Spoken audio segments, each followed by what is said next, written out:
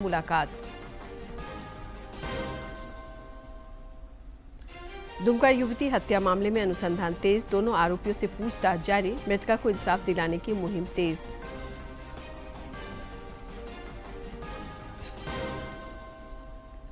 चतरा में नक्सली zonal commander गिरफ्तार, आधुनिक हथियार और बड़ी संख्या में कारतूस बरामद। गढ़वा से 5 लाख इनामी माओवादी सब जोनल कमांडर पकड़ाया। और राष्ट्रीय पोषण माह के आगाज पर रांची समेत विभिन्न जिलों में कई कार्यक्रम आयोजित, जागरूकता रथ रवाना, 23 सितंबर तक कुपोषण के खिलाफ चलेगा अभियान।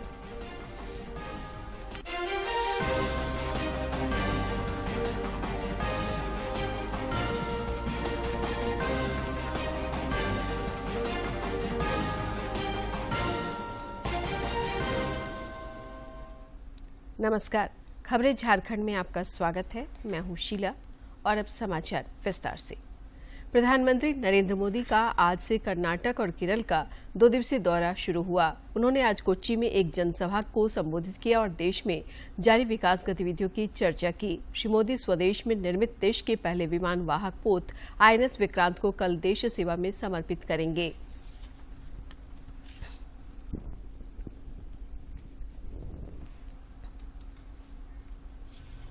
तेज विकास की राह में, युवाओं की आकांक्षाओं की राह में अगर सबसे बड़ा कोई रोड़ा है, बहुत बड़ा रोड़ा है, तो वो रोड़ा है भ्रष्टाचार। मैंने इस 15 अगस्त को लाल किले से भी कहा था कि भ्रष्टाचार के खिलाफ निर्णायक लड़ाई का समय आ गया है। ये अखबारों में शायद पढ़ा होगा, टीवी पे सुना होगा, देखा होगा। कल जो GDP के आंकड़े आए हैं वो भारत के तेज विकास और रोजगार के बढ़ते हुए अवसर को दिखाते हैं। पिछले कुछ महीनों से GST के आंकड़े भी नए रिकॉर्ड बना रहे हैं। विकास कार्यों पर केंद्र सरकार लगातार अपना इन्वेस्टमेंट भी बढ़ा रही है। राज्य में राजनीतिक गहमागहमी के बीच आज मुख्यमंत्री हेमंत सोरेन की अध्यक्षता में हुई राज्य मंत्रिपरिषद की बैठक में 25 प्रस्ताव को मंजूरी दी गई। बैठक समाप्त होने के बाद कैबिनेट सचिव वंदना डाडेल ने पत्रकारों को बताया कि 5 सितंबर को झारखंड विधानसभा का विशेष सत्र आहूत किया जाएगा। बैठक में पुरानी पेंशन योजना के संबंध में तैयार SOP को भी मंजूरी दी गई। एक अन्य प्रस्ताव में नीलांबर पीताम्बर विश्वविद्यालय के 5 डिग्री कॉलेजों में प्राचार्य, सहायक प्राध्यापक और शिक्षकेतर कर्मियों के 145 पद सृजन के प्रस्ताव को मंजूरी दी गई। एक अन्य प्रस्ताव में राज्य के 89 मॉडल विद्यालयों में प्रतीक्षा सूची तैयार कर बच्चों का नामांकन लेने के प्रस्ताव पर मंजूरी दी गई।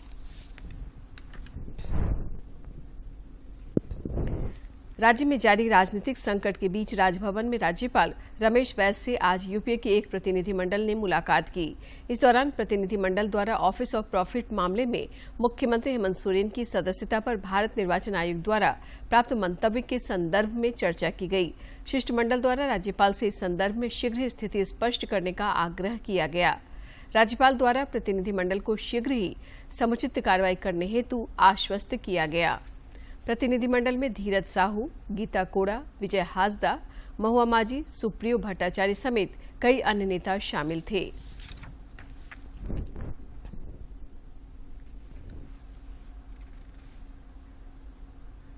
दुमका युवती हत्याकांड मामले की जांच तेज हो गई है। पुलिस दोनों आरोपियों को 72 घंटे की रिमांड पर लेकर गहन पूछताछ कर रही है ताकि मामले की तह तक पहुंचा जा सके। इधर मृतका को इंसाफ दिलाने की मुहिम तेज हो गई है। विभिन्न संगठनों द्वारा लगातार प्रदर्शन आयोजित कर आरोपियों को कड़ी से कड़ी सजा दिलाने की मांग की जा रही है। इस बीच दुमका बार एसोसिएशन ने फैसला लिया है कि इस कांड के दोषियों की ओर से दुमका के वकील पैरवी नहीं करेंगे। राज्य के वित्त मंत्री सह कांग्रेस के वरिष्ठ नेता रामेश्वर उरांव ने राज्य के कुछ जिलों में हालिया घटनाओं पर प्रतिक्रिया व्यक्त करते हुए इन घटनाओं को दुखद और मर्माहत करने वाला बताया है। उन्होंने राज्य की जनता से आपसी भाईचारा और सौहार्द बरतने की भी अपील की। उन्होंने जोर देकर कहा कि सरकार जन भावनाओं का पूरा सम्मान करती है।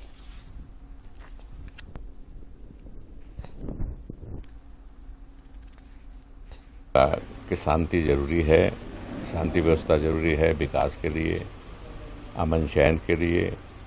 तो मैं यही चाहूँगा कि झारखंड के लोग बात को समझें। कोई उकसा रहा हो तो मत उकसें, उनके बहकावे में नहीं आए, शांति व्यवस्था बनाए रहें।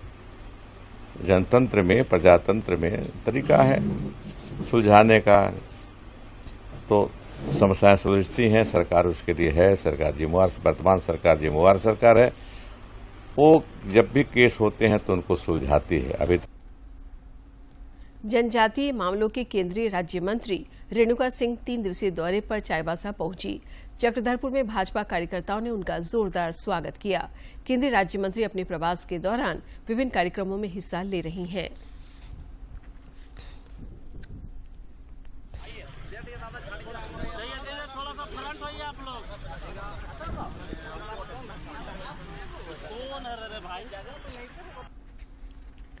कांग्रेस के 3 विधायकों इरफान अंसारी, नमन विक्सल कुंगाड़ी और राजेश कच्छप की सदस्यता रद्द करने को लेकर दायर याचिका पर विधानसभा अध्यक्ष रविंद्र नाथ महतो की कोर्ट में ऑनलाइन सुनवाई हुई। इस सुनवाई में तीनों विधायक उपस्थित नहीं हो सके, जिसकी सूचना विधायकों ने विधानसभा अध्यक्ष को मेल के जरिए दी। उन्होंने बताया कि कोलकाता में उनके पास मोबाइल और लैपटॉप की सुविधा नहीं है, इसलिए वे सुनवाई में उपस्थित नहीं हो पा रहे हैं। सुनवाई के दौरान वादी आलमगीर आलम के वकील ने कहा कि तीनों विधायक सुनवाई को टालने की कोशिश कर रहे हैं। उन्होंने सुझाव दिया कि विधानसभा की ओर से तीनों विधायकों को सुनवाई के लिए लैपटॉप उपलब्ध कराया जा सकता है। मामले की अगली सुनवाई 5 सितंबर को होगी। निलंबित आईएएस पूजा सिंघल की जमानत याचिका पर आज झारखंड उच्च न्यायालय में सुनवाई हुई। इस दौरान अदालत ने केस डायरी की मांग की।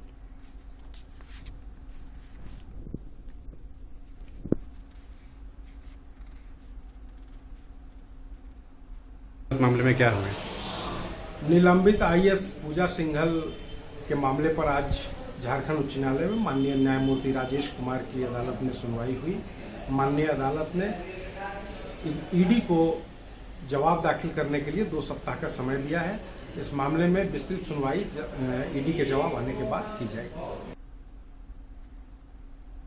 देश भर में पिछले 24 घंटे के दौरान कोविड के 7,946 नए मामले सामने आए हैं, जबकि इस अवधि में 9,828 संक्रमित स्वस्थ भी हुए हैं।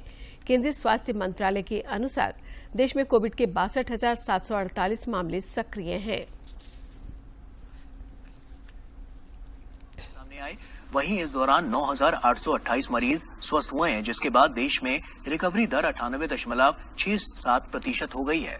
दैनिक पॉजिटिविटी दर 2.98% है, वहीं साप्ताहिक पॉजिटिविटी दर 2.57% दर्ज की गई है। इसके अलावा पिछले 24 घंटों में देश भर में 2,66,66,000 से अधिक टेस्ट किए गए हैं। इधर झारखंड में भी कोरोना से जंग जारी है और पिछले 24 घंटे के दौरान अनेक कोरोना वीरों ने इस महामारी को शिकस्त दी है। रांची में इस अवधि में 9 नए मरीजों की पुष्टि हुई, जबकि 10 मरीजों ने कोरोना को हराया।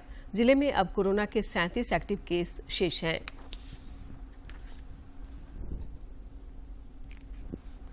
कोरोना के खिलाफ जारी जंग में देश में टीकाकरण अभियान तेज गति से जारी है। केंद्रीय स्वास्थ्य मंत्रालय के अनुसार देश में अब तक कुल 2 अरब 12 करोड़ 54 लाख से अधिक कोविड रोधी टीके लगाए जा चुके हैं। खुराकें दी जा चुकी हैं। पिछले 24 घंटों में 12 लाख से अधिक टीके लगाए गए हैं। वहीं 12 से 14 साल के 4 करोड़ से ज्यादा युवाओं को कोविड वैक्सीन की पहली डोज लग चुकी है। टीकाकरण अभियान देश में लोगों की कोविड से सुरक्षा का एक महत्वपूर्ण माध्यम है और इसकी उच्च स्तर पर लगातार समीक्षा और निगरानी की जा रही है। चतरा में पीएलएफआई का नक्सली जोनल कमांडर गिरफ्तार किया गया है। उसके पास से आधुनिक हथियार और बड़ी संख्या में कारतूस की बरामदगी हुई है।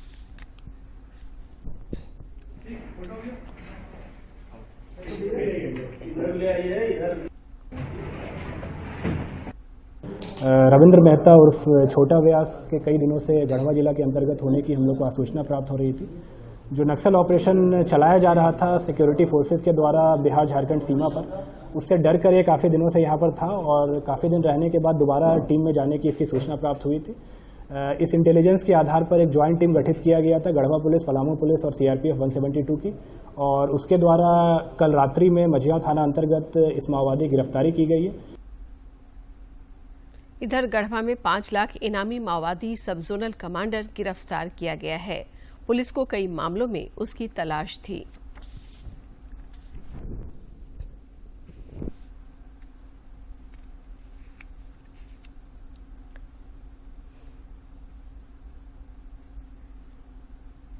राजधानी रांची के धुर्वा थाना क्षेत्र में आज गोलीबारी की घटना हुई, जिसमें एक व्यक्ति घायल हो गया।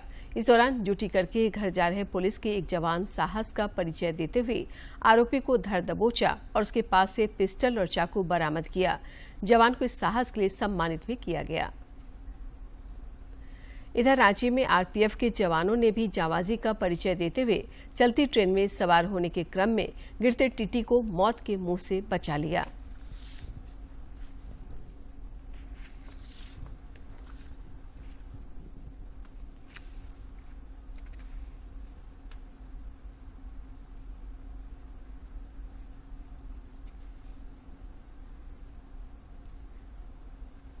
रांची जिला अंतर्गत कांके बिजली एरिया बोर्ड की ओर से राजधानी के कांके में बिजली करंट लगने से एक ही परिवार के 3 लोगों की मौत मामले में परिजनों को कुल 15 लाख रुपए मुआवजा दिया गया। झारखंड समेत देश भर में पोषण माह के आगाज पर आज कई कार्यक्रम आयोजित हुए। पलामू में भी पोषण माह के उपलक्ष्य में सभी पदाधिकारियों ने जिले को कुपोषण मुक्त बनाने का संकल्प लिया। इस दौरान पोषण जागरूकता रथ को हरी झंडी दिखाकर रवाना किया गया। साथ ही हस्ताक्षर अभियान की भी शुरुआत हुई।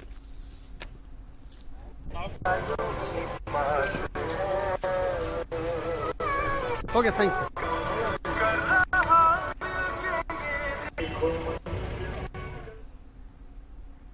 हजारीबाग में भी उपायुक्त नैन्सी सहाय ने राष्ट्रीय पोषण माह के तहत पोषण जागरूकता रथ को हरी झंडी दिखाकर रवाना किया। जिले में पोषण जागरूकता को लेकर हस्ताक्षर अभियान की भी शुरुआत हुई और पोषण को लेकर लोगों को शपथ भी दिलाई गई।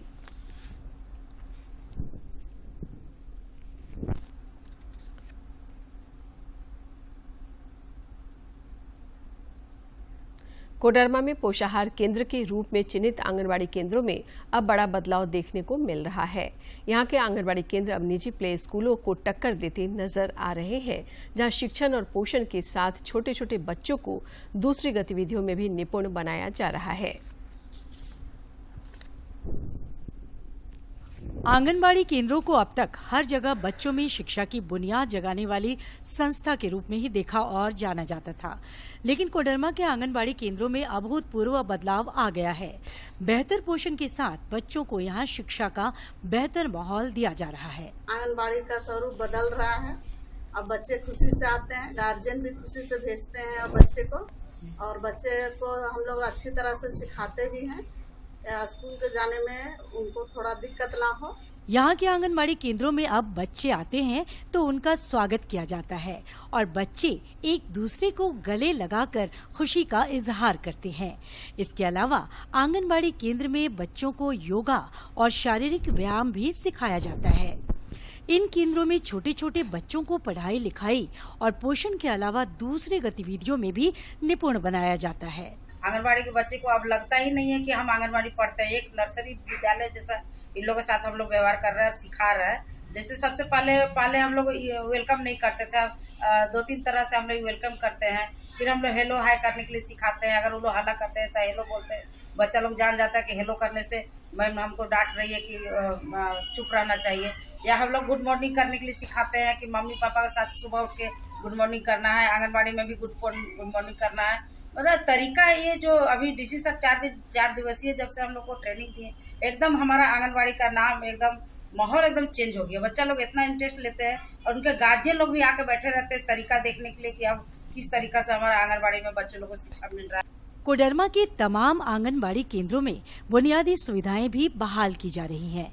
जिले के उपायुक्त आदित्य रंजन की पहल पर लो कॉस्ट और नो कॉस्ट पर आंगनबाड़ी केंद्रों को सजाया संवारा जा रहा है। इसमें 6 दिन का हम लोग प्रशिक्षण दिए सेविकाओं को, सहायिकाओं, जिसमें बच्चों का पोषण, उनकी पढ़ाई लिखाई और ओवरऑल बिल्डिंग का जो नो कॉस्ट मतलब बिना पैसे का जो साफ सफाई है, अच्छे से रहना है, सामग्रियों को अच्छे से रखना है, उस पर एक ओरिएंटेशन कम ट्रेनिंग प्रोग्राम हम लोग चलाए थे, जिसका बहुत ही अच्छा रिजल्ट आ रहा है।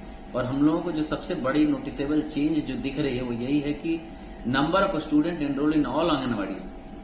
कोडरमा के आंगनबाड़ी केंद्रों में इस बदलाव के मद्देनजर अब बच्चों की संख्या भी बढ़ रही है और बच्चों के साथ साथ उनके अभिभावक भी आंगनबाड़ी केंद्रों में मिलने वाली सुविधाओं से खासे खुश हैं। यहाँ पे सब कुछ खाना पीना अच्छा मिल रहा है, प्राइवेट स्कूल से बढ़िया पढ़ाई मिल रहा है, खिलौना मिल रहा है, किताब मिल रहा है, खाने पीने का सामान अच्छा मिल रहा है। वहाँ हमको अच्छा लगा, बहुत अच्छा लगा। स्वस्थ और शिक्षित बच्चे देश के नवनिर्माण का आधार हैं, क्योंकि आने वाले समय में यही वतन के रखवाले होंगे और इन्हीं के कंधों पर न्यू इंडिया की जिम्मेदारी होगी। गजेंद्र बिहारी सिन्हा की रिपोर्ट। पलामू के उपायुक्त ए डोडे की अध्यक्षता में मुख्यमंत्री रोजगार सृजन योजना के तहत अनुसूचित जाति, जनजाति, पिछड़ा वर्ग एवं अल्पसंख्यक वर्ग के लाभुकों को ऋण की स्वीकृति के लिए जिला स्तरीय चयन समिति की बैठक आयोजित की गई। बैठक में समिति द्वारा लाभुकों को ऋण स्वीकृति को लेकर विचार विमर्श किया गया। इस दौरान समिति ने 18 लाभुकों का ऋण स्वीकृत किया। सूचना और प्रसारण मंत्रालय के अंतर्गत केंद्रीय संचार ब्यूरो रांची द्वारा अमृत महोत्सव के उपलक्ष्य में आयोजित 5 दिवसीय मल्टीमीडिया चित्र प्रदर्शनी का आज समापन हो गया। इस मौके पर मुख्य अतिथि के रूप में पत्र सूचना कार्यालय एवं केंद्रीय संचार ब्यूरो के पूर्वी जोन के महानिदेशक भूपेंद्र कैंथोला, अपर महानिदेशक अखिल कुमार मिश्रा, पद्मश्री मुकुंद नायक समेत विभागीय अधिकारियों के अलावा कई गणमान्य लोग उपस्थित थे। और स्टाफ ने आकर इस कार्यक्रम को, इस प्रदर्शनी को देखा और यही हमारा उद्देश्य भी है। यही भारत सरकार के सूचना और प्रसारण मंत्रालय का उद्देश्य है कि जैसे कि और भी एक वक्ता ने कहा कि नई पीढ़ी को आजादी के संघर्ष गाथा से परिचय करवाना होता है। बोकारो की जिला शिक्षा पदाधिकारी प्रबला खेस ने आज रूम टू रीड के पठन अभियान पढ़ना जहां समानता वहां के अंतर्गत जिला परियोजना कार्यालय में रीडिंग कैंपेन का उद्घाटन करते हुए लाइब्रेरी वैन को हरी झंडी दिखाकर रवाना किया। इस पठन अभियान के अंतर्गत प्रतिदिन जिले के 2 विद्यालयों एवं सामुदायिक केंद्रों में लाइब्रेरी वैन जाएगी और बच्चों को कहानी की पुस्तकें तथा अन्य सामग्रियां उपलब्ध कराएगी।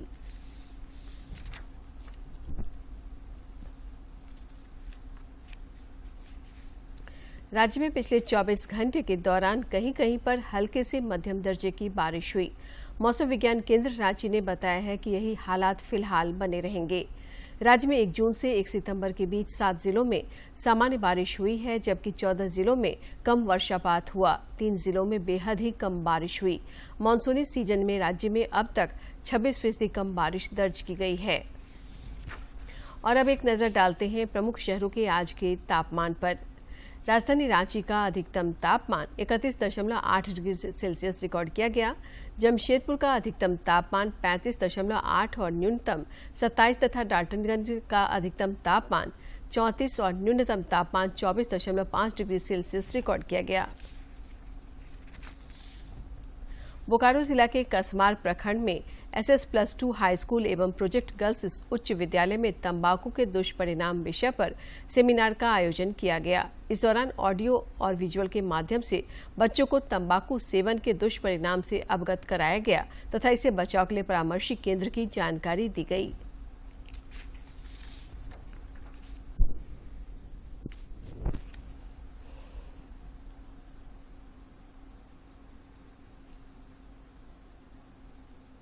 रांची जिला अंतर्गत अनगढ़ा ब्लॉक के सुदूर ग्रामीण क्षेत्र में बसे गांव बोंगाई बेड़ा की सपना कुमारी का चयन झारखंड जूनियर बालिका कबड्डी टीम के लिए हुआ है। 10 दिवसीय प्रशिक्षण कैंप में उच्च कोटि के प्रदर्शन के आधार पर उनका चयन हुआ। अब वो जूनियर राष्ट्रीय कबड्डी चैंपियनशिप में अपना हुनर दिखाएगी। झारखंड स्टेट शूटिंग चैंपियनशिप में उम्दा प्रदर्शन करने वाले जमशेदपुर के गोल्ड मेडल विजेता सैयद अंशुब अयूब और सिल्वर मेडल विजेता कुलदीप टोपनो ने आज जिले की उपायुक्त विजया जाधव से शिष्टाचार भेंट की और आर्म्स लाइसेंस प्रदान करने में सहयोग के लिए उनका आभार जताया। इस मौके पर उपायुक्त ने दोनों खिलाड़ियों के उज्जवल भविष्य की कामना की। उपायुक्त ने बताया कि खेल एवं खिलाड़ियों को प्रोत्साहित करने के लिए सरकार कई योजनाएं चला रही है।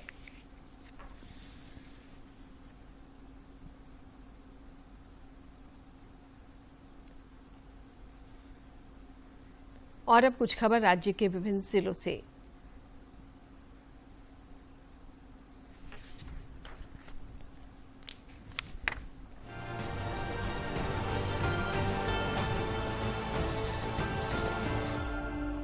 राष्ट्रीय पोषण माह के तहत लोहरदगा उपायुक्त डॉक्टर बागमारे प्रसाद कृष्ण ने पोषण जागरूकता रथ को समाहरणालय परिसर से सभी प्रखंडों के लिए रवाना किया।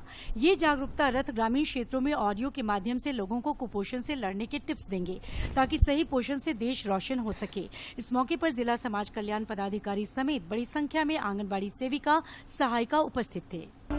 रांची में आज से पोषण अभियान अंतर्गत पोषण माह का शुभारंभ हुआ। जिले के उपायुक्त राहुल कुमार सिन्हा ने इस उपलक्ष्य में जागरूकता रथ को हरी झंडी दिखाकर रवाना किया। साथ ही पोषण जागरूकता को लेकर शपथ दिलाई। इस दौरान हस्ताक्षर अभियान की भी शुरुआत हुई। केंद्रीय मंत्री सह खूंटी के सांसद अर्जुन मुंडा ने राष्ट्रीय पोषण माह के आगाज पर स्वस्थ जीवन के लिए स्वस्थ पोषण से होने वाले लाभों के बारे में लोगों को प्रोत्साहित करने का आह्वान किया।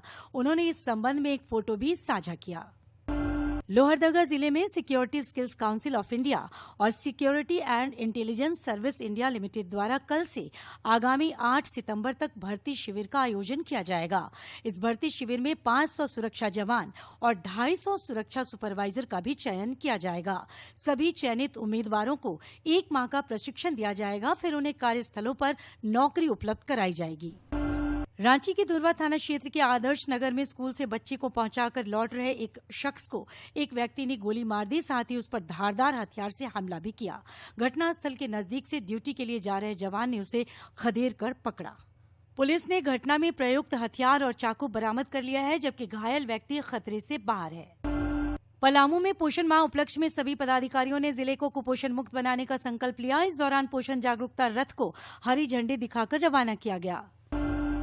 JSLPS द्वारा रांची में 2 दिवसीय कार्यशाला आयोजित की गई। इस दौरान बेहतर उपलब्धियों के लिए रांची, धनबाद और लोहरदगा जिलों को पुरस्कृत किया गया। 10 दिवसीय श्री गणपति पूजनोत्सव के दूसरे दिन आज भी विभिन्न जिलों में गणपति बप्पा का पूजन और वंदन जारी रहा। रांची सांसद संजय सेठ के आवास पर भी श्री गणपति जी महाराज की पूरी विधि विधान के साथ आराधना हो रही है। हजारीबाग सदर विधायक मनीष जायसवाल ने खेल खिलाड़ियों के उत्थान को लेकर हर संभव सहयोग का भरोसा दिलाया है। उन्होंने अपने कार्यालय सभागार में सदर प्रखंड के हुटपा पंचायत में आयोजित हो रहे नॉकआउट फुटबॉल टूर्नामेंट के फाइनल के लिए आयोजन समिति को 15,000 रुपए नकद राशि सौंपा। आगामी 4 सितंबर को इस टूर्नामेंट का फाइनल होना तय है, जिसमें करीब 44 टीमों ने हिस्सा लिया है।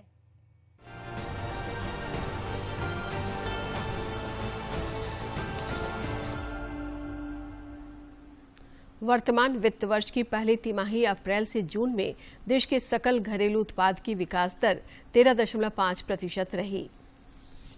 पहली तिमाही अप्रैल जून में 13.5% रही। पिछले वित्त वर्ष की समान तिमाही में जीडीपी वृद्धि दर 20.1% रही। आंकड़ों के मुताबिक चालू वित्त वर्ष की अप्रैल जून तिमाही के दौरान जीडीपी ग्रोथ के शानदार आंकड़े अर्थव्यवस्था की मजबूत तस्वीर को पेश कर रहे हैं। वहीं पहली तिमाही के दौरान कृषि क्षेत्र में अच्छी ग्रोथ देखने को मिली। खेतीबाड़ी की अगर बात की जाए तो 4.5% की विकास दर दर्ज की गई है। सेवा क्षेत्र में भी बेहतरीन प्रदर्शन देखने को मिला, जिसमें trade, hotels, transport and communication में सबसे ज्यादा 25.5% से ज्यादा की वृद्धि दर्ज की गई। इसके साथ ही पब्लिकेशन और दूसरी सेवाओं में 26% से ज्यादा वृद्धि दर्ज की गई। और हम भूल रहे हैं जीएसटी कलेक्शंस को भी हमने देखा है कि उसकी वजह से भी कहीं ना कहीं जो परचेजिंग पावर है उसमें बढ़ोतरी हुई है। Asia cup T20 cricket tournament में ग्रुप ए के दूसरे मैच में कल भारत ने हांगकांग को 40 रन से हराकर सुपर 4 के लिए क्वालिफाई कर लिया है। 40 रन से मात दी। इसके साथ ही भारत ने अगले चरण सुपर 4 में जगह बना ली। भारत ने पहले बल्लेबाजी करते हुए सूर्य कुमार यादव के 26 गेंदों पर बनाए हुए 68 रन और विराट कोहली के 54 गेंदों पर बनाए 59 रन की मदद से निर्धारित 20 ओवर में हांगकांग के खिलाफ 2 विकेट पर 192 रन का विशाल स्कोर खड़ा किया। हांगकांग की तरफ से आयुष शुक्ला और मोहम्मद गजनफर ने एक विकेट लिया। जवाब में हांगकांग ने 20 ओवर में 5 विकेट के नुकसान पर 152 रन ही बनाए। भारत की तरफ से भुवनेश्वर कुमार, अर्शदीप सिंह, रविंद्र जडेजा और आवेश खान ने एक विकेट लिया। चतरा के सदर प्रखंड के रक्सी गांव स्थित बिरहोर टोला के आदिम जनजाति बिरहोर परिवारों को योजनाओं का ठीक ढंग से लाभ नहीं मिल पा रहा है, जिस कारण वे टूटे फूटे घरों या झोपड़ियों में रहने को विवश हैं। चतरा के सदर प्रखंड के रक्सी गांव स्थित बिरहोर टोला में तकरीबन 15 से 20 बिरहोर परिवारों को कई दिक्कतों का सामना करना पड़ रहा है। ये लोग टूटे फूटे घरों या झोपड़ियों में रहते हैं, जिस वजह से यहाँ हादसे भी होते रहते हैं, जिससे बिरहोर परिवारों के बीच काफी आक्रोश व्याप्त है।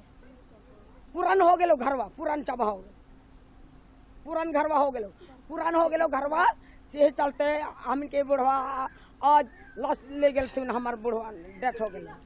घर दूरा हम इनके सब करकटवा फट गया, तो हम इनको सुतल रहतिया ने करकट गिर जा तो हम इनको मार जाएंगे, तो हम इनको कहाँ हम रात भर हम इनको पानी मारता है तो जगवारी रहते हैं हम लोग। इधर सदर प्रखंड विकास पदाधिकारी गणेश रजक ने कहा कि आपदा राहत के तहत प्रभावित परिवार को पर्याप्त सुविधाएं उपलब्ध कराते हुए जीर्ण शीर्ण अवस्था में पड़े बिरसा आवास को दुरुस्त किया जाएगा तथा उनके रहने के लिए नए बिरसा आवास के निर्माण की प्रक्रिया अपनाकर इन परिवारों को सरकार की सारी योजनाओं का लाभ पहुंचाने का काम किया जाएगा। अभी तो फिलहाल इन्हें हम लोग आपदा राहत के तहत जो कुछ सहायता दे सकते हैं, सबसे पहले तो हम प्रयास करेंगे कि जो मृतक के आश्रित हैं उन्हें हम लोग आवास वगैरह देंगे, आवास पेंशन और अन्य तरह की जो भी लाभ होगा वो हम लोग देने का प्रयास करेंगे। पत्तल दूना व अन्य जंगली वस्तुओं को बेचकर अपना जीविकोपार्जन करने वाले बिरहोर जाति के लोगों के समक्ष खाने पीने की भी घोर अभाव है और उन्हें सरकार द्वारा समय समय पर मिलने वाला अनाज भी पर्याप्त मात्रा में उपलब्ध नहीं हो पाता है, जिससे वो भूखे रहने को भी विवश हैं। हफ्ता के हफ्ता इतवार के इफ्तार जाइयो मंगेले तो का कहा कि मना कर दुआ है कि सरकार कि इतवार के सुख के नहीं जाना है, बाकी तुम चावल नहीं देंगे से बता रहा है, तो हम कैसे गुजारा चलेंगे। बहरहाल विलुप्त हो रहे आदिम जनजाति के बिरहोर परिवारों की तरफ जिम्मेदारों को ध्यान देने की जरूरत है ताकि उनका जीवन स्तर बेहतर हो सके।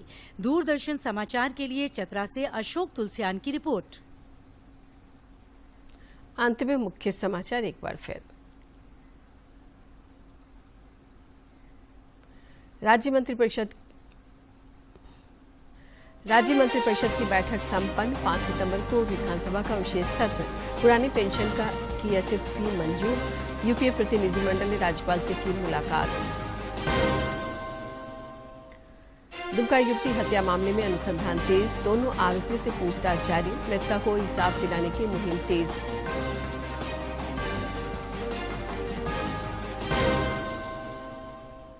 चतरा में नक्सली जोनल कमांडर गिरफ्तार। आधुनिक हथियार और बड़ी संख्या में कारतूस बरामद। गढ़वा से 5 लाख इनामी माओवादी सब जोनल कमांडर पकड़ाया। और राष्ट्रीय पोषण माह के आगाज पर रांची समेत विभिन्न जिलों में कई कार्यक्रम आयोजित। जागरूकता रथ रवाना। 23 सितंबर तक कुपोषण के खिलाफ चलेगा अभियान।